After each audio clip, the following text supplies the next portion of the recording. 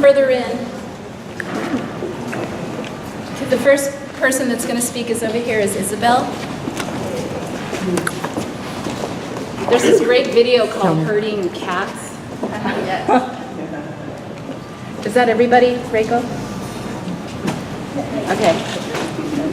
So, go ahead, Isabelle. All right. So thank you very much, Cynthia. This is a full time and this exhibit, and since 2010, and I really grew from it. So thank you so much for the opportunity. This time, each time I do public speaking, and we feel bad afterward because we forget something. So this time I say, I don't want to feel bad afterwards, so I just wrote something, so not to forget.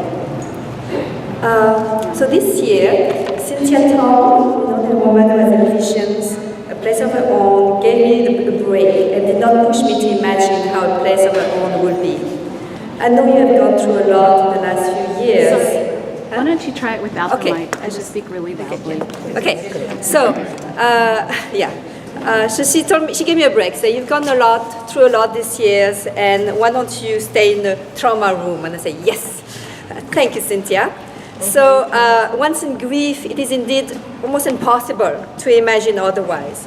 Having within a short time lost my father and my husband soon after my son went off to college, I have been quite sad, disoriented, without little drive and enthusiasm, while pushing myself hard with work. And it was hard. And maybe for the first time in my life, I have not been able to do everything. So, yes, okay. So I decided to take this opportunity. You can all hear me? No. Yes, okay. To reflect on my father, who passed away a few years ago at age 103. More important than its outcome, than you can see today, has been the process of making it. I made it in the way I have conducted my life, without plans, simply following the pebbles I thought were set in front of me in the middle of a dark forest. To start, I picked up a few boxes of books I was going to throw away, books of my father, because I had no place for them, and they had little values. Inspired by my friend Emily Payne, who does book art, I ripped them apart and placed them together intuitively, a little like the collage Cynthia had made us do at one of her workshops.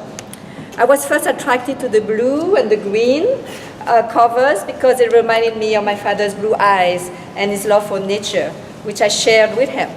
But I quickly, in the process, also picked up some red ones and placed them on top. Those stood, I noted immediately, for his anger. The way I placed them together was deliberate and precise, a little like his drawing of a grain of a container, right here, that you can see on the bottom left-hand side. I binded the book's cover with the bindings of the books themselves, right here. The way I worked was fast and flowing without paying attention to details, as you can see, a little like the way my mother works, as exemplified by the image of the bouquet of flowers she painted here on the right side. So the way he works is very precise, and the way she works is very flowing and creative, but fast. So it's a little bit of both here. A painting I found beautiful, but that I found on the floor of her house, and because she made it, she does not think it is beautiful. So I want to bring it here. This tapestry is both orderly and flowing, precise and messy, and I am, after all, my parents' daughter, and this is just good enough. I painted a grid mount in the middle of the tapestry.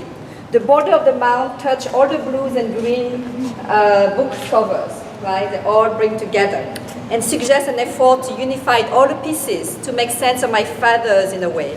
It reflects my imaginary attempt to make him whole, and maybe also the kind of metaphorical and illusory mountains that effort has been for me.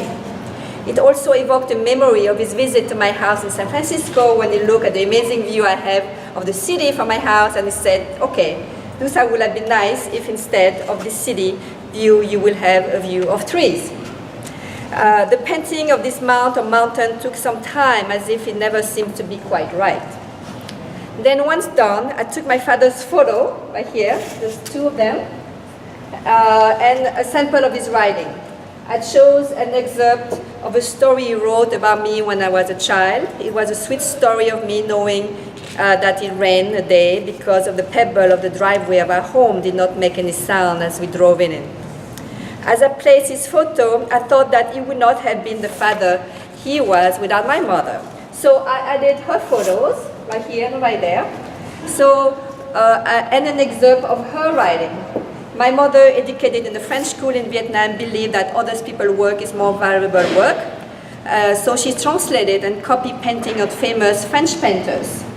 The excerpt here is, I believe, a translation from English to Vietnamese of Ken Nguyen's Unwanted about the Americans who struggle with his racial identity. So I thought, oh, that will fit. How this translation found its way inside of the books of the tapestry that are here is a mystery. And since I was at it, I added an excerpt of a meditation she wrote in Vietnamese whose title is Titled, which reminds me of, I'm academic too, of Homi Bhabha's notion of colonial subject engaged with mimicry, mimicking the master in order to pass, but secretly knowing who she is, which ultimately results in creating anxiety for the colonizer. And I also brought an image of the French Cultural Center, right here, where my parents met, her as a 20 years old student, and him as a 50 years old teacher, her teacher. This then did not feel complete without a map he drew himself of Kabylie on the Haut Plateau of Algeria when he lived for 26 years. These two images on the same space are reminders of the French colonial links between the Middle East and Asia, a legacy that runs inside my van. So I just have one more minute, so I'm just going to move away from this. And then finally, I added one piece titled The Stranger. And this is a piece I just found, actually Googling my name on Amazon. So it's just a new discovery of my grandfather. The title is A Stranger, where basically he accused my mother for accusing his wife to try to kill me as an infant. And then in this story, this fantasy, he had my father beat her up very severely and sent her back home, and he kept the baby, meaning me. But in real life, actually, I got the brunt of this. So all of this is kind of heavy, right? But at the same time, in the process of making it, actually brought light, which led me to write this poem over there that we'll talk about a little bit later. Thank you. Thank you.